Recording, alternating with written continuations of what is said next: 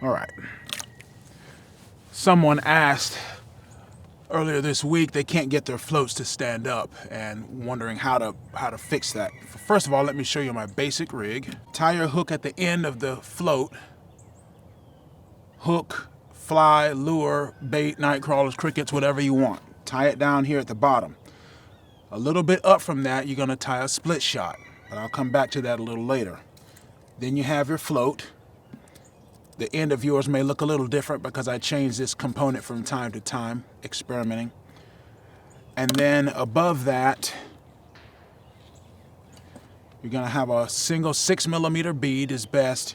We'll take some old kite string, and if you have some 20 or 30 pound test Dacron line, tie you a stopper knot up there, right? Principle is that when you plop that down in the water, that'll sink and should make it stand up. Now, if your floats are not standing up, there's basically two reasons. You don't have weight on the line, right? And it'll just fish just like that. You don't have enough weight on the line, where it's just not enough to make it stand up, or the weight you have is resting on the bottom of the river. Okay, now let me show you. We have a nice big split shot on here. I don't know what size it is, number 3, I think. And we have our depth set far deeper than the water that we're in. Hooks there, split shots there. The stopper's here. Now, if we put all that down in the water, that float is not going to stand up. Why? Because the weight's resting on the bottom of the river. What you have to do is, that's why you have to adjust your depth. That's why I designed it like this. Now, my dad used to fish it a lot like this, flat like this, because it is sensitive when you're fishing the margins. But if you're fishing in shallow water like you see here, and sometimes that will tangle like that, and you got to just kind of work with that. That's one of the annoying things about that type of float. Now, once you adjust your depth, we have about a foot of water here, and let's try it now. Now, you notice that we're in about a foot of water. That's still on the bottom, and it's cocking up a little bit. That means there's some tension on it, and you're close. There's enough tension on it that it's causing it to cock up about halfway, right?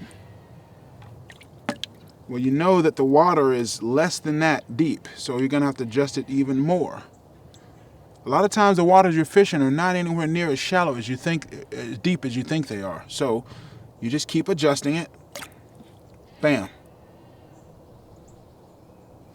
Now you see how it's standing straight up? Now you gotta, ideal is you'd be casting and the line will be looking like that, and you just, so let me show you again. Let me pull the weight up about 1 inch. That's, okay, we've adjusted about 1 inch deeper, and now it's just sort of half cocked up. All right. Once it starts half cocking like that, you know you're close. You're only 1 inch or 2 off from being deep enough. Move it about 1 inch, 1.5 inches. Perfect. Now you can see it's still cocking a little bit, right? Should be deeper on this end, right? It's still on the bottom, but just barely wanting to graze, right? That's how you know. You just have to play that game of adjusting your depths, and you can use this float as a depth finder. People wonder why I don't use a depth finder. I don't need a side view depth finder. This is telling me how deep I am at all times. We're almost not even, right? And there we go, perfectly deep, shallow there. And let me show you how deep we're fishing there.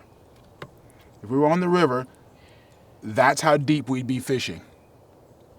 That's how you can judge your depths. That's how you can judge and you can set your depth appropriate to where you're fishing, and then you can catch more fish. And if you're interested in these floats, check them out on the website, blackwarriorlures.com, and I'll see you.